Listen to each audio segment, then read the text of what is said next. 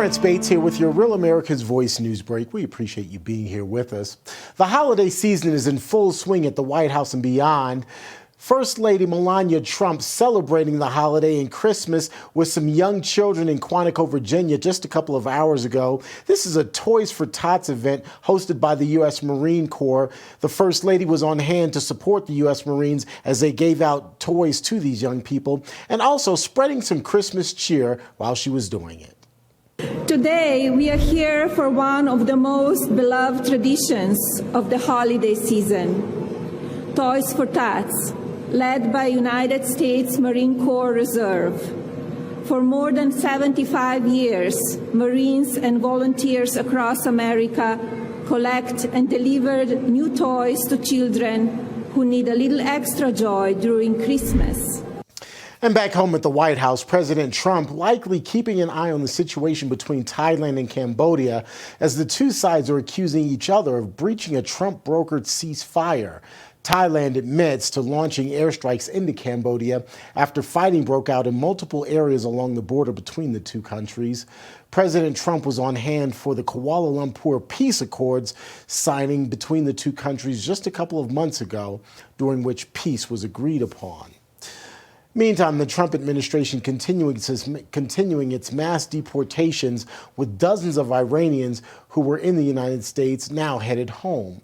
Iran's Mehran news agency says the country's foreign minister is acknowledging that 55 Iranians are being flown home from the United States on what is now the second major deportation flight to the embattled country. The deportations come amid heightened tension between the U.S. and Iran following the bombings of nuclear sites there in Iran, as well as the 12-day war with Israel back in June. And happening today, the U.S. Supreme Court is hearing the legality of President Trump firing a member of the Federal Trade Commission. The bigger implication of this case, however, will be the determination of presidential powers to fire members of independent agencies. That's a quick check of your headlines. I'm Terrence Bates.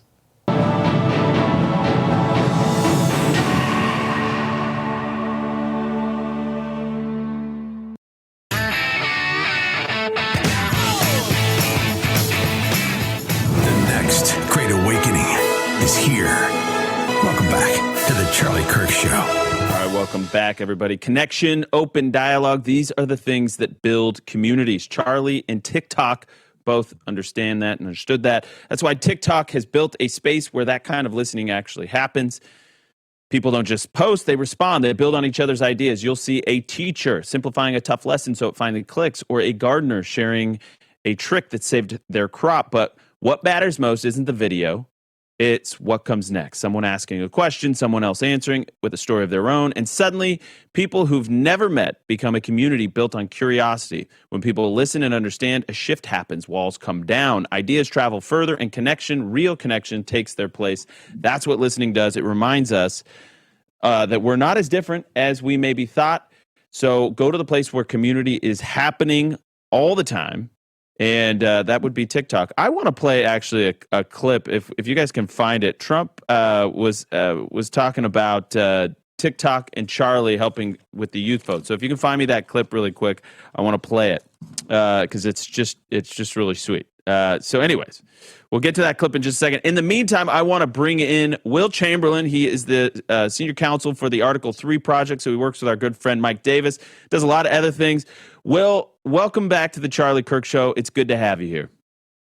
It's good to be with you. Long time no see. I haven't been on since before, obviously, Charlie's passing. So I, hope, miss you guys, and obviously wishing you very, very well.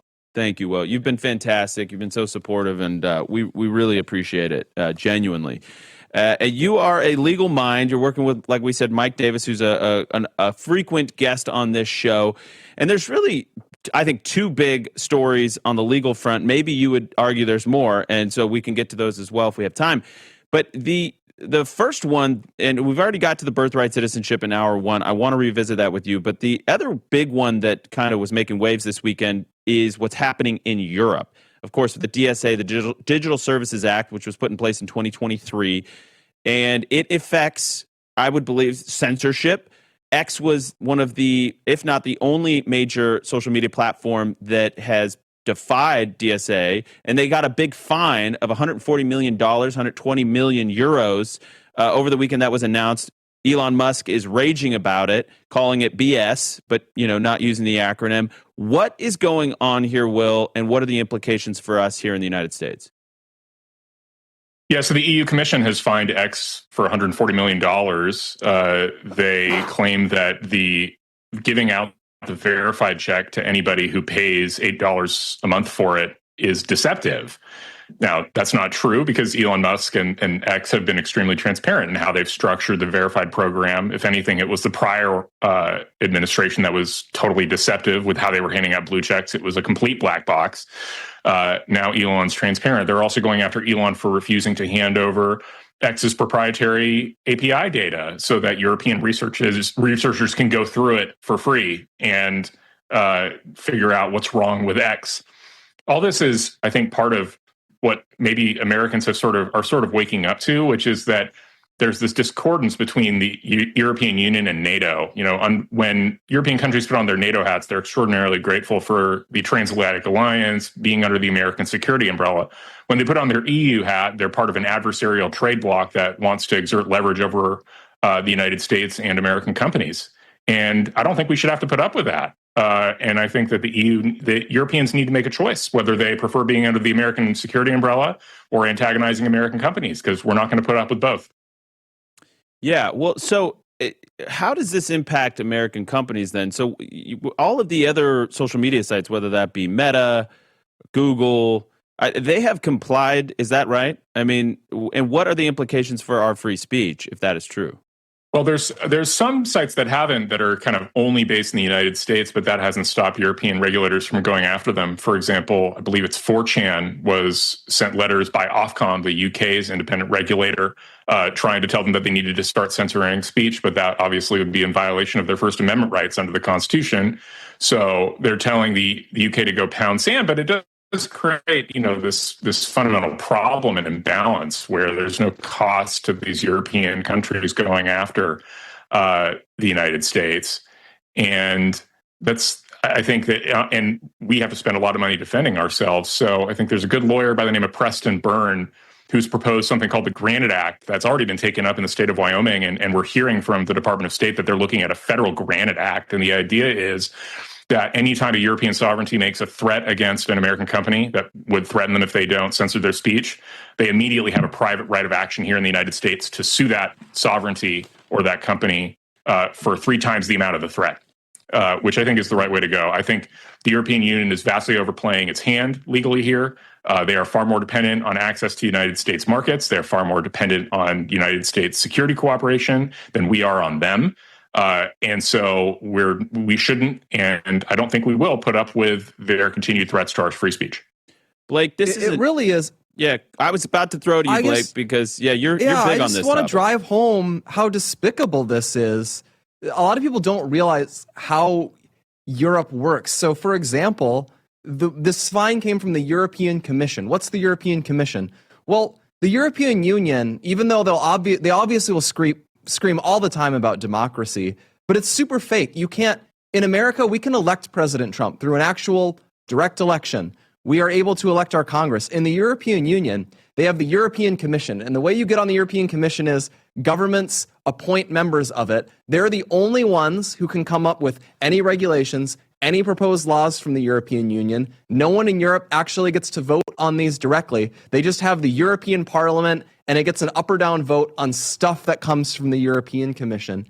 And the other thing that's going on is Europe is in economic sharp decline. They've decided it's immoral to make electricity. It's immoral to build houses. It's immoral to really develop any technology whatsoever or to favor entrepreneurship. And so you can look this up. I encourage everyone to Google this phrase, regulatory superpower. This is what Europe is reduced to. Well, we have 800 million people, so let's become a, quote, regulatory superpower where we just pass laws and we boss people around and, in this case, literally shake them down for money.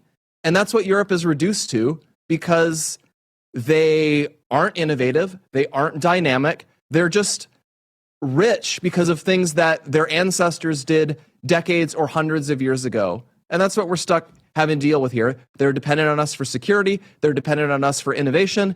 And they think they can boss around what we say on the internet. Yeah, that's exactly right.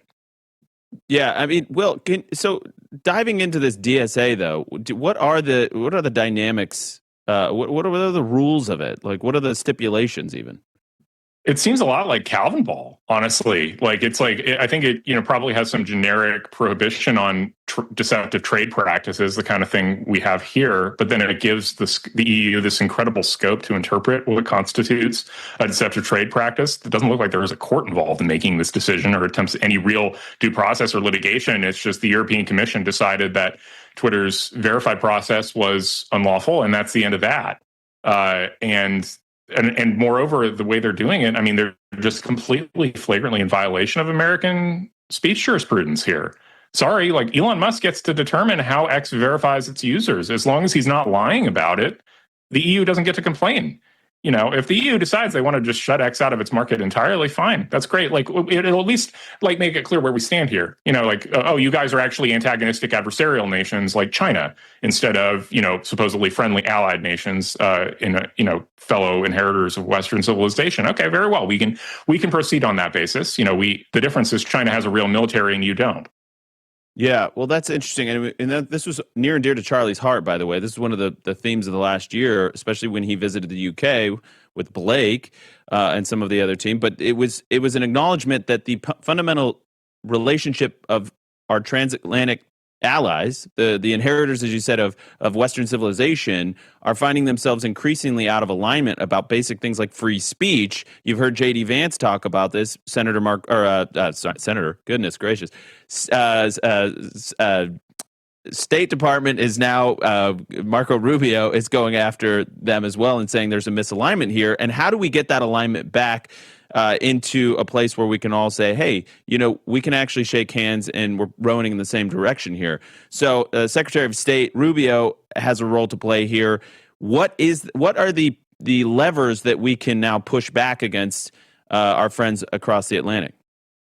Right. So as I mentioned, the Granite Act is a good lever. We want to give individuals who are threatened by European censors a private right of action here and eliminate European sovereign immunity for lawsuits here in the United States. So if one of these European actors decides that they want to go after an American citizen, we can say you're both that you don't have any sovereign immunity and you're personally liable, so we can go after any of your assets in the United States. So don't you dare. That's step one. That's sort of a protective measure. I think step two is actually a broader recognition that the European Union and its continued existence is actually antithetical to American interests. The idea behind the European Union is to create increased bargaining leverage by European countries against the United States. And, again, if they want to be adversarial to the United States, fine, but then they should have to do without our military protection. And so, we should see, we know that the EU isn't just hostile to America, it's also hostile to conservative countries within the European Union, the way they're hostile to Hungary, hostile to Poland, hostile to Italy, making demands of them to accept more migrants. I think American policy and diplomatic policy should be to foster and lift up those countries that are pushing back against the European Union, to help them leave if they want to leave, to provide monetary incentives for them to leave and to make side deals with the United States. We should have, until the EU gets its act right and makes clear that it wants to be America's friend as opposed to America's antagonist economically, then we should go ahead and be antagonistic towards them and maybe bring Hungary and Poland and Italy and the Czech Republic into some side alliance and allow them to leave the EU. Wow. Blake, your reaction to that idea is a creative solution here. I mean, I am basically happy with anything that restores real European countries that reflect real European peoples, as opposed to this European Union bloated monstrosity, which it really, I know Charlie hated the word democracy, but I'm going to apply it to Europe here. The entire point of the European Union is to make globalist neoliberalism totally immune from actual democratic pressures. It's entirely designed to make it so what the globalist agenda is not able to be stopped by anyone because it's too separated, it's too immune from immediate voter pressure, and it's too complex for most people to understand. And the time has come for us to shatter that apart. That is the European deep state. The European deep state is not the bureaucracy of France or Germany individually. It's this transnational project that elites have built And the United States has a direct role to play in undercutting that and saying people should have a direct influence over what their countries are like. Yeah, well said. And I did promise this clip, so I'm going to sneak it in real quick. 104, this is President Trump thanking Charlie Kirk. Young people are respecting us again, too. I won the young vote. The Republicans never win the young vote. I won it easily. And I want to thank Charlie, and I want to thank TikTok, and there are a lot of reasons for it. But there's never been a Republican who won the young vote, and I won the very young vote. So that's a good sign. I just thought it was nice that President Trump continues to give Charlie shout-outs. It was beautiful to see, especially from our vantage point. Really quickly, if you could make one holiday wish, would you wish to be free from your credit card and other debt? I think that's probably true. If you could give yourself one gift, that would be it. So here's why now is the time to make the move. This time of year, credit card and loan companies close out their books. They're clearing past due accounts and selling off their debt. So Done With Debt goes to work month one with one goal: reduce your total debt and leave you with more money every month. So they know that right now is the time to pounce. So go with Done With Debt, donewithdebt.com, donewithdebt.com, and get on it right now. Get out from under your debt payments, guys. We'll be right back with Will Chamberlain.